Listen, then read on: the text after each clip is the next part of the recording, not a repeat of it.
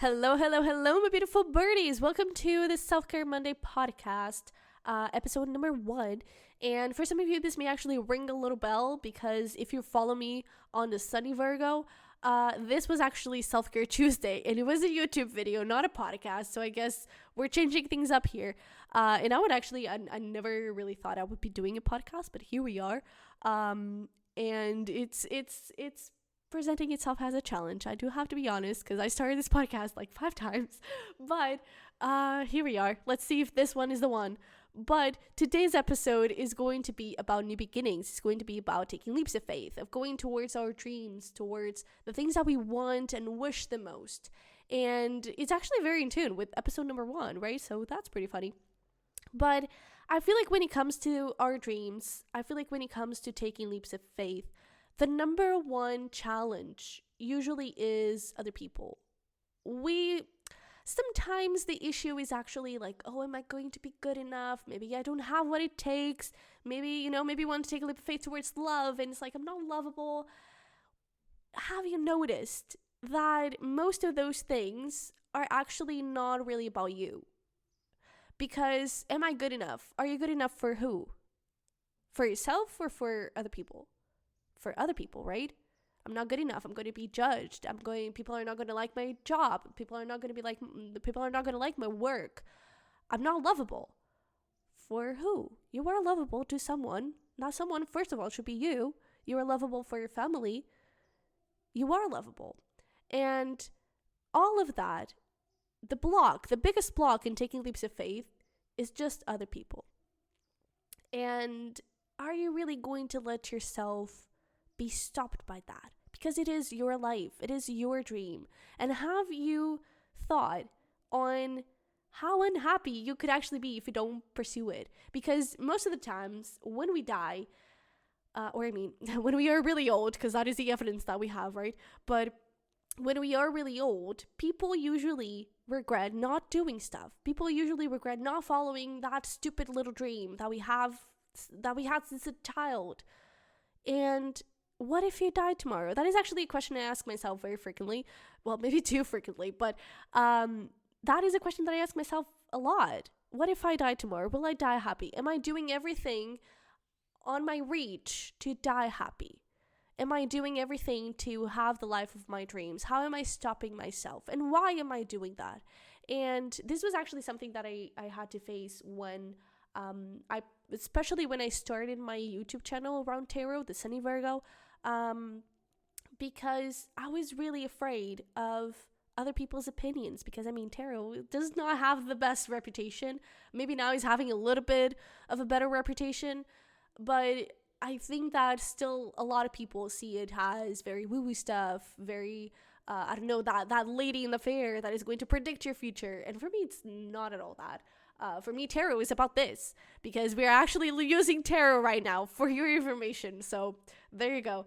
But that was something that I had to face when I went towards my tarot journey, was a lot about other people and how they are going to perceive me and how their opinions of me are going to change. Maybe people won't take me that seriously, and people won't support me.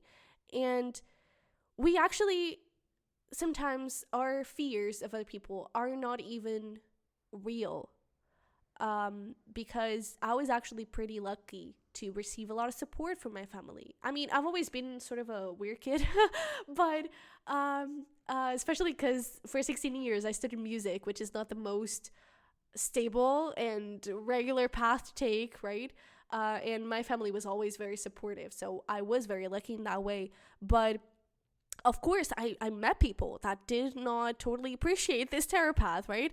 But are you really going to let other people define your life? Because it is your life, it is your choice. And when you die, you're the one dying. You're the one that lived your life and not other people, So whatever leap of faith you have to take right now, think of yourself. Think of your happiness. Even if things don't work out in your favor, they're always going to work out in your favor.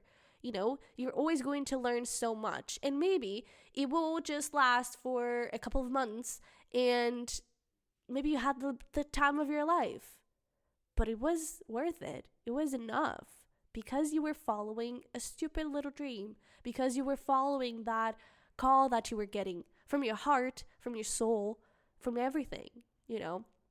And one thing that I really find so interesting about dreams and wishes and everything is that sometimes they're actually with us for a very long time and we don't even realize it. Sometimes we do, and sometimes we just end up delaying them and not really taking a look at it, and then when we want to go back to it, we think that it's too late, I'm too old now, it's not mine anymore.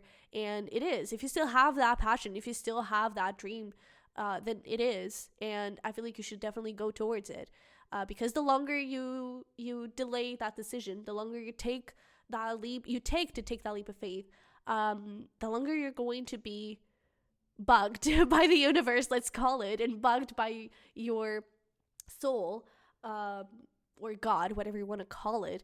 But the longer you're going to be bugged by it, because if it is something that your heart is calling you to do, if it is something that you really need to do because it's part of who you are, then you're going to be bugged with it, and it's not going to leave you alone. So might as well just do that now and save yourself some trouble. But going back a little bit to what I was saying of like dreams that are with you for a very long time, I find that so interesting. And usually I do believe in divine timing. I do believe that everything happens exactly when it needs to happen, even the bad stuff. Because like if you were to follow your stupid little dream when you were 10, maybe you didn't have all the life lessons, maybe you didn't have all the things that you needed to learn for you to be able to do that. Maybe you didn't have the confidence. Maybe you needed to learn some other stuff to go and take the leap of faith towards whatever it is that you want to take a leap of faith towards, you know? And for me, for example, I've always loved writing. I've always journaled. I've always, I did something for a newspaper and I was really happy about it when I was in high school and everything. But I never really thought that I would be something serious. Again, I studied music for 16 years. I mean, for me, that was the thing, you know? But now, like, what? I don't know, 12 years later, I'm here and my stupid little dream is actually writing. So who would have thought? But it's so interesting how they can be imprinted in you since like ever, since always, since you were born, and you only realize it so much later on, you know? And even if you're 50, even if you're 90 and you have that stupid little dream from your childhood that you're just realizing now that it is a stupid little dream from your childhood, what is stopping you? I mean, if you're still alive, you still have a chance at this, you know? If you're still alive, there's still something for you to do. That is still something that you need to do. And I would even risk and say that you're going to be alive until you find the courage to do it. Well, not always. Again, if you die tomorrow, are you going to die happy that you actually started doing it? Or are you going to die maybe regretting that, oh my God, maybe I should have done it, you know? Because, man, life is too short, you know? And if you think that you still need more, that I still need to heal some stuff, I'm not ready, I still have so much to learn, you would be surprised on how ready you are. Because again, I do believe in divine timing. I mean, that is something personal, right? If you don't, you don't. But I do believe in divine timing. I do believe that if something is bugging you to do it now, it's because you're ready now. It's because it's something that you need to do now, not tomorrow, not when you learn more. Because you've already learned everything that you needed to learn. You've already done everything that you needed to do to reach this point and to have this into your life. And I feel like sometimes people may even see dreams as a luxury, if I'm lucky, I will definitely go towards it. It's not a matter of luck. It's a matter of passion. It's a matter of hunger for more. And your dreams are a necessity. Your dreams are what drives you forward. And I just really feel like you need to ask yourself, like, how do you want to live the rest of your life?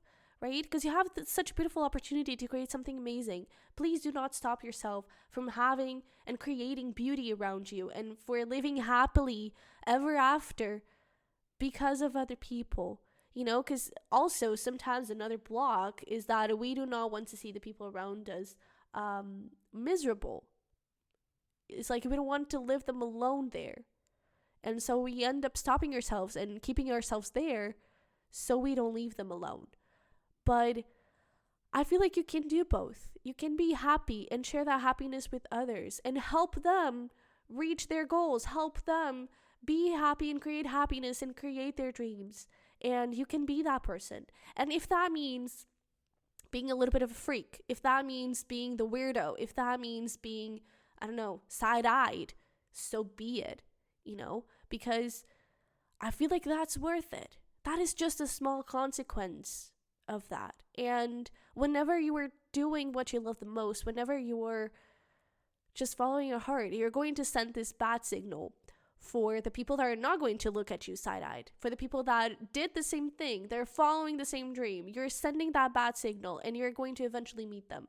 You're going to eventually connect with those people and create that community with them. And those people that do not support you, they're not going to be part of your community because they don't deserve it. So they will eventually just walk away. And if they don't disappoint you now, they're going to eventually disappoint you in the future. They're eventually going to show that they actually want you for what you can give them, and which is power most of the times. And so, bro, what do you want? Okay, what do you want, and what is stopping you? So I'm going to leave you here with a couple of suggestions. Just do it. That is suggestion number 1. Just do it. Also, maybe it would be good if you would journal a little bit about what it is exactly that is stopping you. What it is exactly that is making you so afraid of actually going towards it. Sometimes it's imagining the worst case scenario. And what if you try and imagine the best case scenario? What would that look like? And where do you really want to focus your attention? Because I also believe that where you focus your attention is what you create. So that's why I love gratitude, journaling specifically, because you're focusing on the things that you already have and the things that you are really grateful for, the things that you love to have in your life. And that would automatically attract more into your life, more of that into your life. And the same thing goes with best case scenario and worst case scenario. With a worst case scenario, you're already focusing on the worst. And so you're going to stop yourself. You're going to find excuses. You're going to not do whatever you have to do. When you imagine the best case scenario, you're actually getting yourself excited, getting yourself motivated for the possibility of what could happen. And when it does happen, you're going to be able to live that twice. Or you imagine it and you had an experience in your mind, but then when you actually live it, man, that is going to feel magical. So maybe that would be something that would be good for you. Imagine the worst case scenario, something that you probably have already done 100 times, but then imagine the best case scenario. And I think that would already start motivating you to just do it with the possibilities of how good it could go. But also journal about your fears and your insecurities and what it is exactly that is stopping you from doing this. Another thing is that I feel like it would be good if you would create a little plan. And it doesn't have to be anything too serious. I mean, if this is about like taking a leap of faith in love, maybe a plan is not really the thing, but the worst case scenario and the best case scenario, that would definitely help. But if it is about career, definitely make a plan. Or if it's just like about moving out, for example, try to create that energy in your life every single day. So try to do one little thing every single day that gets you closer to that dream. Because I feel like when it comes to leaps of faith, it can feel very intimidating, even if you have already overcome the thing of other people and other people's opinions and everything. I feel like it can be quite intimidating taking that first step. It's like the blank page when you're writing something, when you're starting something. How do I do it? What do I do it? What do I say? How do I go with this? And if you take it step by step, if you really break it down to tiny, tiny little things, that would help a lot, because that would make your brain not freak out. I would say that would make your brain have some sort of system to deal with and not be faced with change all of a sudden, because even though as well as you deal with change, you're always going to be frightened by it, because human beings. But I feel like that would help you create some sort of system and some sort of also discipline, and then stick with it. So for example, in the case of the writing, this is actually something that I should follow the advice, something that I not always do, but if it is the case of writing, if you want to write something, or if you want to just create something, then create a little something every day. Create a little page every day. Create a little square of a canvas every day. Create a little, take care of logistics when it comes to creating a business, for example. Take care of research. Try to break down your dream into points. Try to create some sort of plan for your dream. And I feel like that would help you connect with it a little bit more and go more with the flow. And another thing is obviously about what we most talked about, I would say, which is people. Consider who you're surrounding yourself with. And even when you're just asking for advice and you're not really, you don't really care about their opinion per se, you just really want to know, how would you do this? It's more about the how and not so much of what do you think about this. Even that, ask yourself if that is the right person to ask the how. Because if it is someone that doesn't want to see you win, they are going to tell you the worst how possible. Also, sometimes we are asking for advice from the wrong people that actually never done it, that don't have any experience in it.